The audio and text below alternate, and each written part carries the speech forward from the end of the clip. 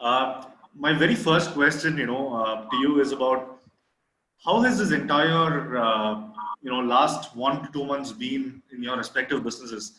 The lockdown, the pandemic. What kind of effect or impact have you started seeing in your respective businesses? Yeah, for us, right, I think we discussed this in the other session as well, panel as well. I think apart from the other industries, I think lockdown was doing good for the streaming industry, if you ask me. So we have seen more traffic, more subscribers coming into our customer platforms as such, and also more customer requests as such, like to launch OTT platform within a week before the whole corona goes away. So especially on the streaming industry, right? Because now, see, what drives the streaming industry is more the user time. So somehow user has finding time to watch content in their home, on mobile, or whatever it is. And so definitely we have seen more bandwidth consumption from the users, more number of subscribers in the last 3 to 4 weeks, more customer requests coming in to launch new OTT platforms in different regions around the world. So it's kind of going. We did see a lot of spike, especially in terms of the customer requests and the traffic. And Girish, what about you? Oh, well, I mean, this has been it's been a good last 1 month from a pure streaming perspective. I mean, I shouldn't be saying this because this is a very emotional moment for a lot of people in the world, and a lot of people are getting affected because of this. But yes, I mean, from a pure streaming perspective, we have seen a tremendous spike in terms of platform adoption, consumption among our existing members, and all the new members that we are acquiring.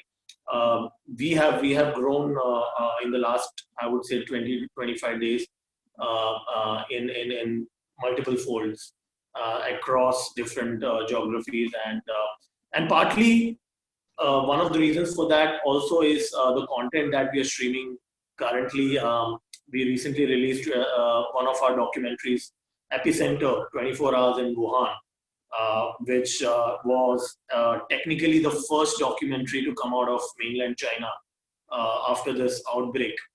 And that really helped us to acquire a lot of new users on our platform, apart from the fact that people have a lot of free time these days to watch online videos. So I think it's a mixture of the whole lockdown thing and relevant content.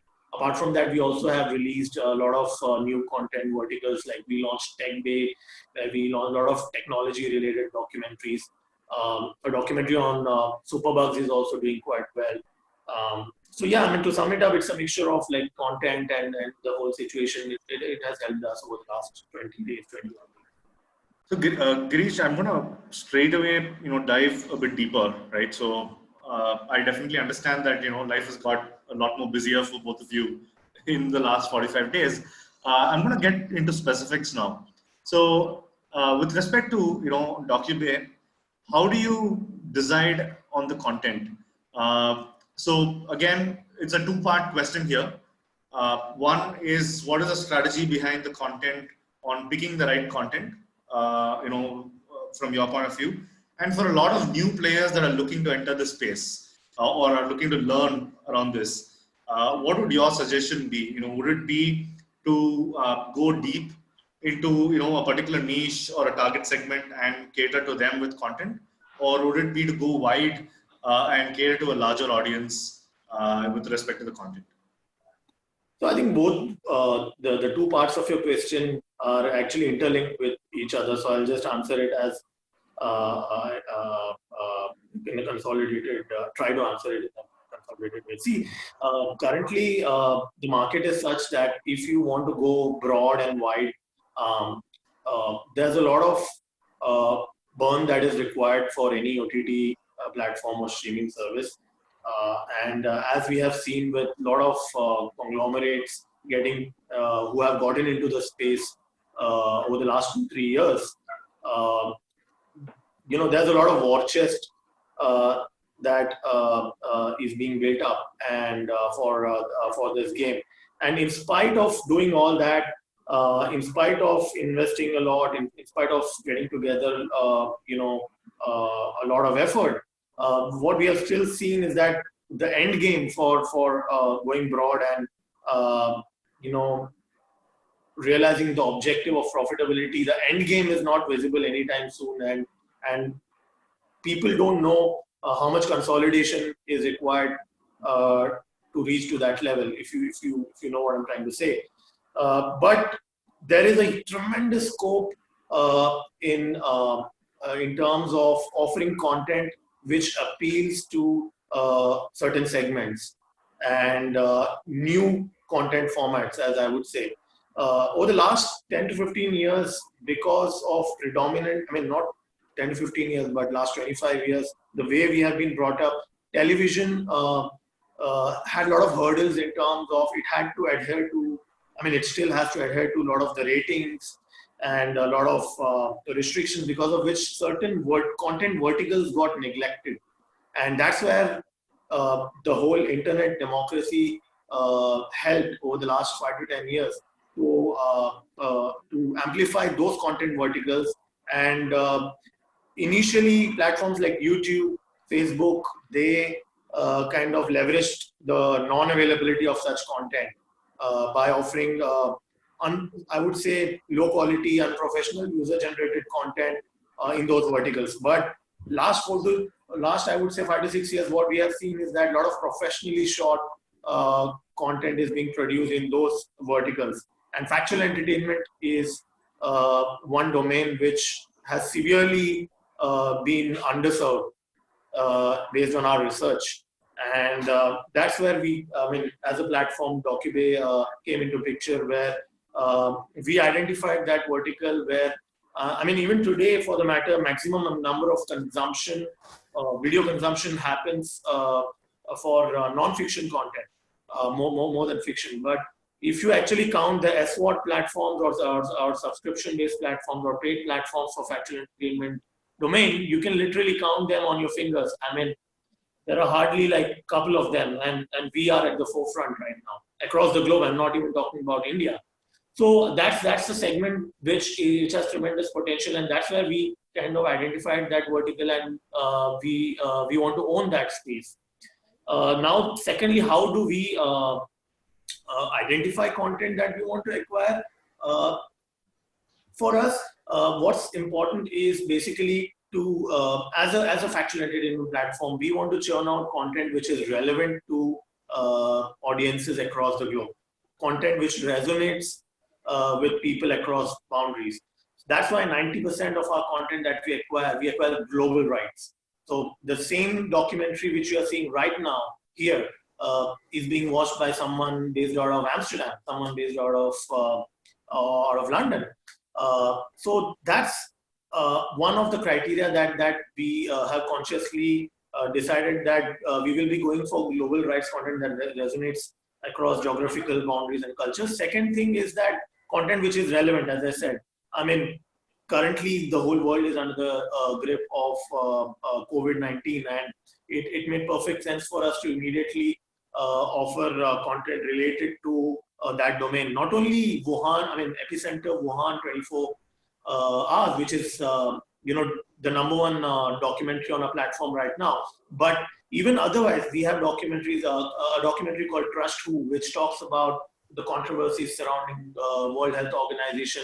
We have a documentary on superbugs, and so there's a lot of relevant content. So relevancy and cross geography appeal is something that we look for in our content. Thank you so much, Girish. So Phani, I have a question for you. First, if a content creator or a production house wants to set up a OTT platform, how easy or difficult it is? And the second part of the question I would like Girish to answer: why a production house needs a OTT platform? Why can't it give to other platforms?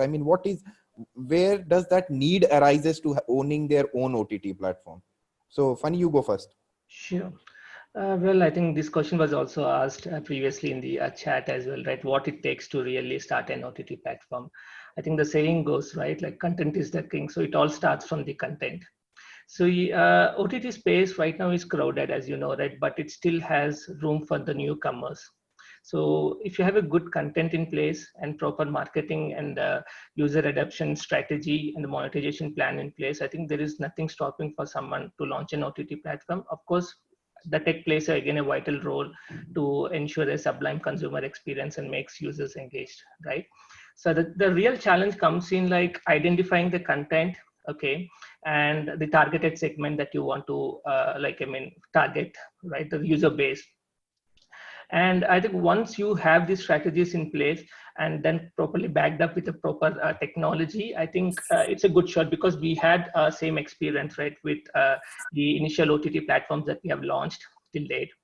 So I think I'd probably start with an example, like where a particular customer, how did he launch an OTT platform and have become successful, right? Of course, this is more in Europe, but I think probably you can still connect to.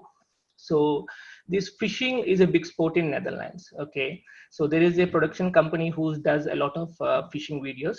Okay, and so they telecast these videos in the local TV channels. Okay, and they have a huge community who would like to watch this content, who would also buy the equipment from them and also the magazines and everything. So what is really missing is the proper user connectivity, right? The user engagement. So we partnered with them, did launch an OTT platform with the complete fish, lots of video content basically on how to do the fishing videos and all of that. Of course, it might be a small OTT platform, but still, right, I think the community is big, like 100K users or something. And we have the convert ratio to subscribers is really good, and we have enough users on the platform now who are loyal to the platform and keep doing the recurrent subscription. So here, if you see that the success comes from the content and the target audience, right, and the correlation between those two, and backed up with a proper technology which actually does the personalized communication and the user engagement, and keep making sure that user gets to watch what he really wants to. Okay, so I think with that in place, and I think that again the challenge is, right, to actually hold the keep subscribers logged in behind the initial few months. So what we generally see is that whenever a new OTT platform launch, people do subscribe to it, maybe because of the free goodies or the initial trials, etc. But I think the challenge really lies in keeping the subscribers logged in behind the few initial months and keep the loyalty going on, and then keep coming up with the new content strategy and the engagement strategy to keep the platform sustainable. And that's how like some of the very good niche OTT and the regional OTT platforms are working very successful. When does this need for a production house arises to own its own OTT platform? Why can't the production house publish it to other platforms? I mean, when does that need arises? Or see, the thing is, what from based on what I have seen over the years is that it is actually very easy to launch an OTT platform, but it's difficult to sustain, and it's difficult to compete in a market where people are actually fighting for attention span. The biggest hurdle today for an OTT platform is the cost of customer acquisition with intense competition, and also to engage the audience enough to have a respectable average monthly view time on the platform. And that requires, gaining attention span of not only the existing subscribers, but also the new ones whom you're going to acquire. So to answer your question, OTT business is not for everyone. And just because, someone is sitting on some content, launching an OTT platform and expecting it to be profitable, we can't assume that. But having said that, currently the whole ecosystem is evolving in a way where the technology is available and it's not too expensive.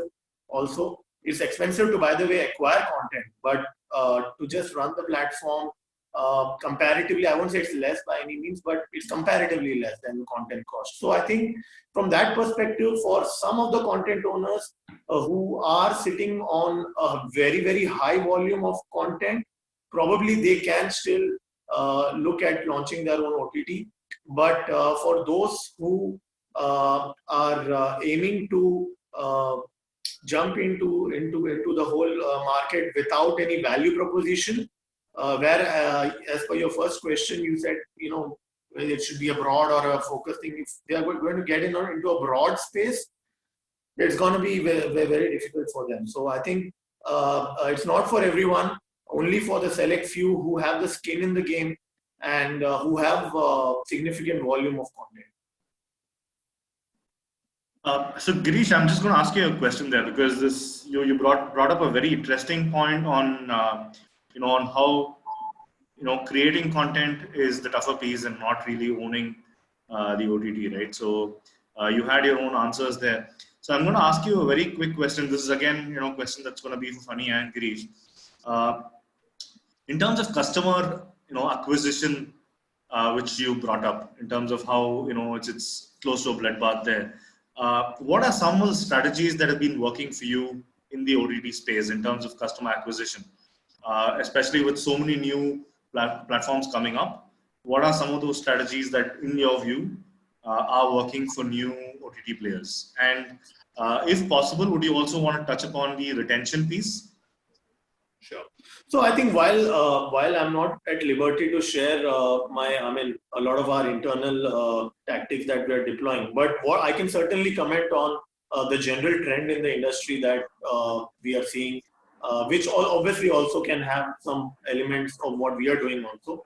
But just a broad observation from what I can see is happening in the industry is that to negate the customer acquisition cost, we are seeing a lot of cross-platform partnerships in terms of bundling of various subscriptions as a part of one package.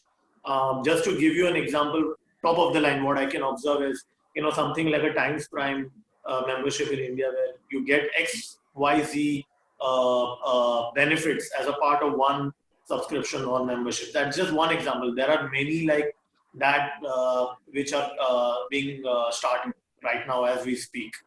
And couple of them are being actually, you will see in the next coming months, they are being started by some of the world's biggest companies also, and being announced in India very soon, where they will be bundling a lot of subscription from multiple OTT platforms and reselling it together at a discounted price. Something that's just one tactic where the customer acquisition cost can be shared. Second thing is basically content marketing. I think some platforms have been quite, I would say, blessed to have good content marketing through their agencies or through their own staff. That a lot of their content organically has become popular, and especially on YouTube and Facebook, and now even TikTok as we speak. And though the audiences that for the brand that are being gained on these platforms are being pushed towards their application on Android and iOS. So we are seeing that trend as well, where the cost of acquisition becomes comparatively less. Third method that I see is that a lot of marketing alliances as well, where with various other brands, and a lot of co-branded alliances where two different brands get into a win-win situation. And also, today we are not only restricted towards the two big platforms which have been taking bulk of the ad spends. Today you can spend your ad money in many more platforms, in many more advertising platforms, and get your bang for buck. So a lot of affiliates also come into picture. A lot of other OTT platforms are also selling their ad inventory, where the quality of customers are actually quite better than some of the mass platforms. So I think collectively, based on all of these factors, platforms are optimizing their customer acquisition cost. Phani, a quick question to you on I'm just taking a lead from what Girish was talking about. With respect to a lot more new players coming in and setting up their own OTT platforms, engagement becomes king here, right? So the content, like you said, when you start, content is king. Engagement is very important, and it's not like what Girish said. It's not about just because you have some content and you want to put it up, you can't set up an OTT by yourself. What are your thoughts on what is working for a lot of the new players that are coming in? See, it's like this, right? I think all the new services have their own strengths, right? And like, I mean, they have their own set of viewers as such. But what really it boils down to is how well are you able to retain these users, right? And what are the major things that really play over here is the personalized communication and the user engagement. And it definitely becomes more challenging when you have a larger user base, something like in India, right? With multiple customer segments and with multiple languages and all of that. So the only way that we keep solving this is using the big data and the machine learning algorithms to devise different set of ways to personalize the user experience, and also bringing some innovations such as the voice tags and the, like we could also see like few things coming up like the virtual reality and the 360 video streaming and all of that, to make sure that you kind of keep the user engaged, right? I think that's one of the crucial thing for an OTT platform. As Girish was saying I mean before, right? It's easy to launch an OTT platform these days because technology, especially on the VOD and the live streaming, everything have been robust and solid, and there are multiple technology providers who are providing the needed technology to launch an OTT platform. But what it boils down to is how can you sustain the users, how can you sustain the total business, and the user retention policies. These things become really important for the company, right, in the long run to make the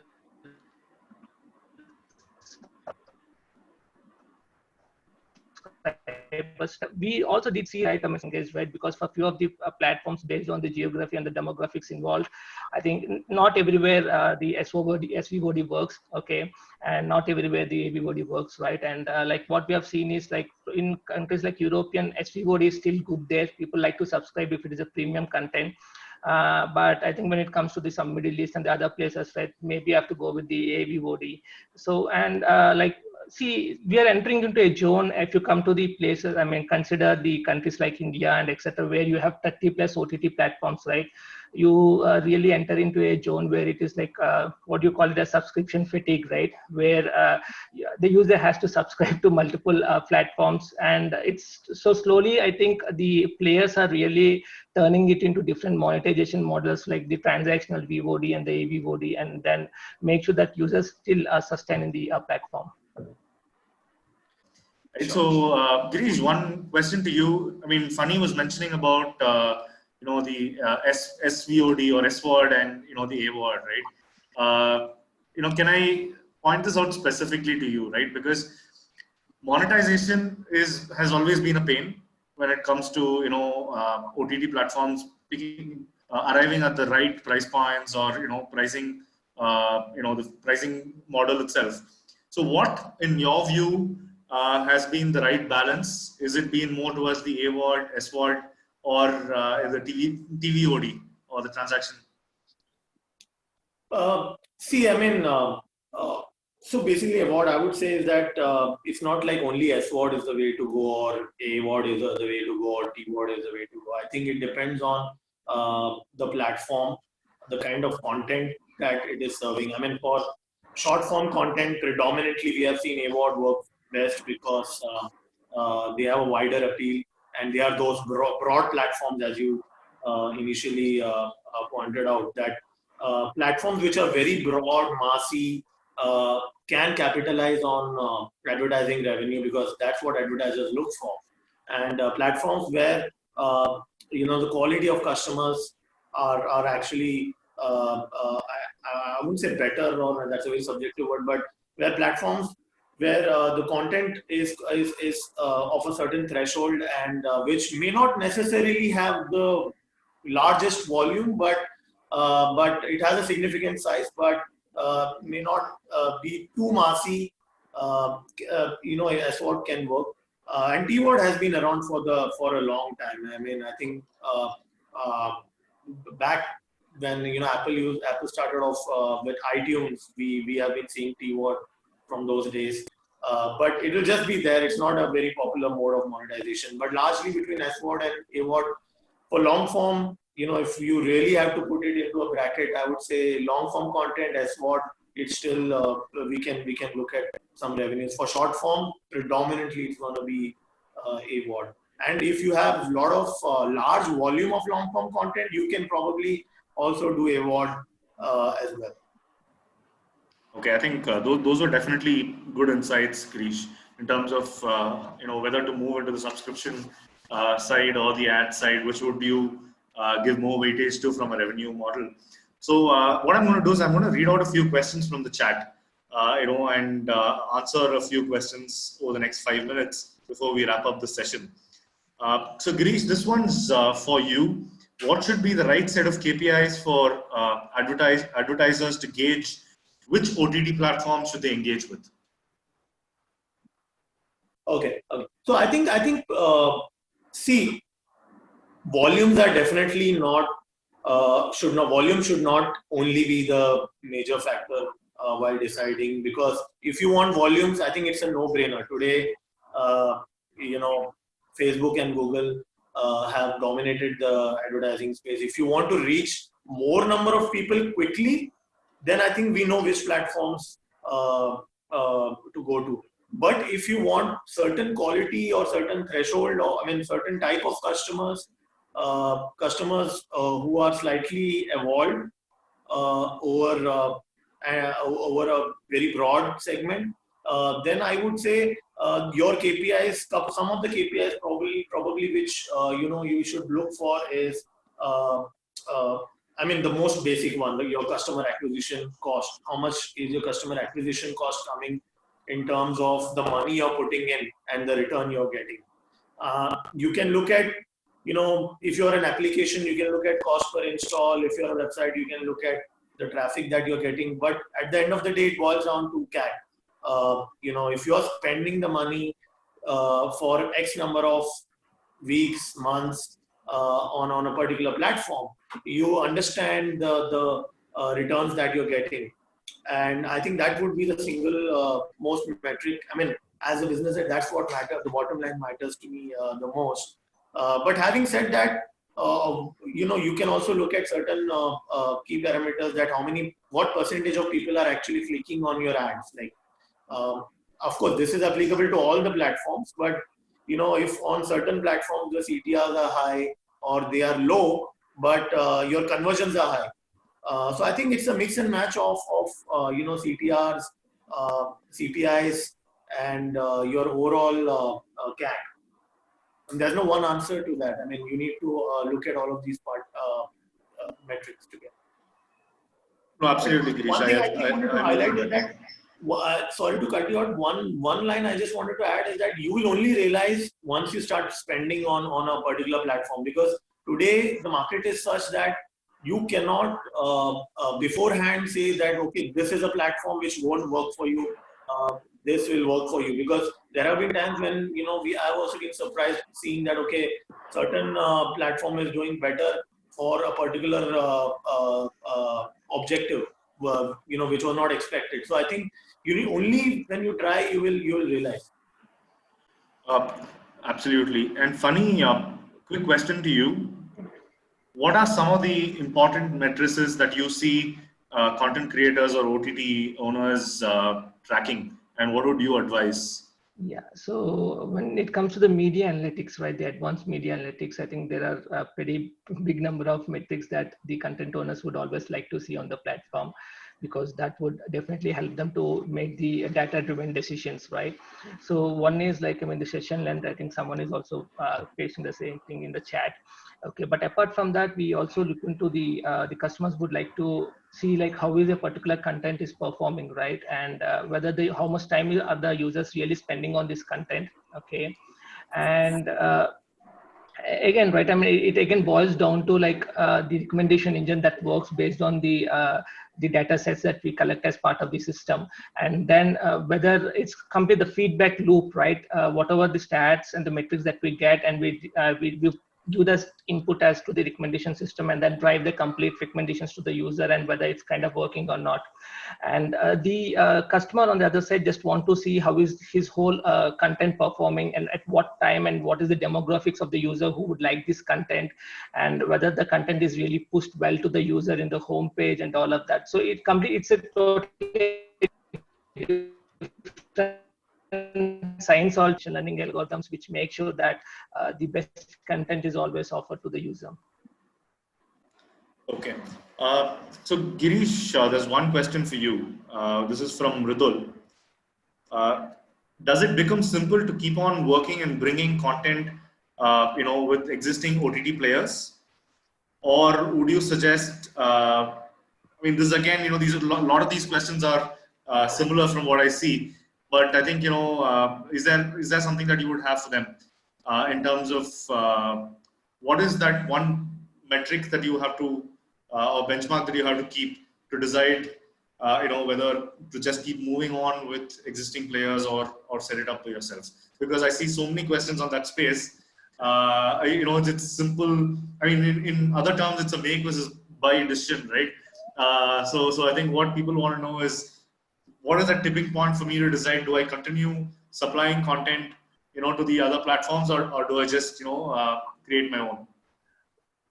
See, ideally, I would want to give 2-3 points. There are 10-20 factors, but if I really have to sum up that in one point, probably I would say that, see, if you are a content producer and you know that for the next 5 years, 7 years, 10 years, this is what you do. You are going to produce fresh content for the next X number of years, come what may. If you know that, then probably you can look at starting your platform, provided your future content production is not dependent on the performance of this platform. You are either which way producing for other platforms, or you're doing a cross-platform monetization, you're diversified as a business. And this is one vertical where you want to try out something. Probably you can explore that. But if you're thinking that you have a catalog of content which that it will not grow, that after 1 year also my catalog will still be the same, then probably it's a bad idea to start your own platform, because OTT business runs on fresh content. You need to add constantly more content for your subscribers to whom you have to retain. You need to constantly add more content to acquire new users also. And if you don't plan to add a lot of content on a consistent basis, if you're not confident of that, you should not get into that. But if you know that you have a pipeline, then yeah, maybe you can consider that. But then there are a lot of other factors which I just said. Are you willing to invest in customer acquisition cost? No one has cracked it. Even the biggies haven't cracked it. So you really need to have the skin in the game. Again, at the risk of repeating myself, that it's a skin in the game business. Just to add to that, right, to what Girish said, I think it's also good to know someone who wants to start an OTT platform. I think you also need to know the costs involved in running an OTT platform, right? See, until and unless, you have to be ready to burn some cash during the initial days as for the customer acquisition and the user adoption. But as such, there is also long-term operational costs that are involved for the bandwidth, storage, and the hosting and the DRM, a lot of things on the OTT, right? So I think until and unless you have a proper plan strategy for your monetization model and also the content catalog, right? I mean, you cannot just launch an OTT platform just with a small catalog out there and without a proper targeted customer base, then you cannot really sustain the business for a long time.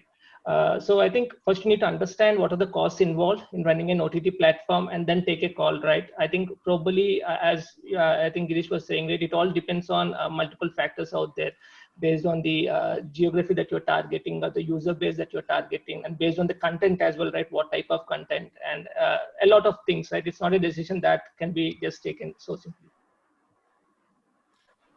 Phani, a quick question to you. Yeah.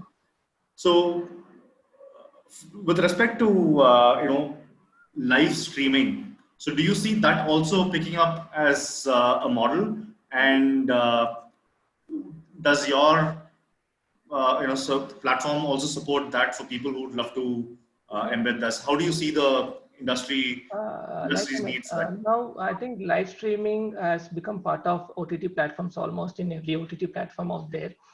So yeah, we do support it in our platform. So especially OTT platforms that come from typical large production houses or the telcos or the TV channels, right? They always love to have live streaming as well as part of the OTT platform.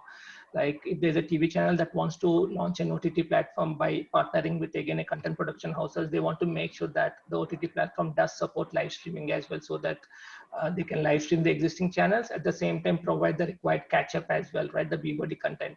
So I think these days live streaming is again part and parcel of OTT completely. So thank you so much. Hope you enjoyed this session.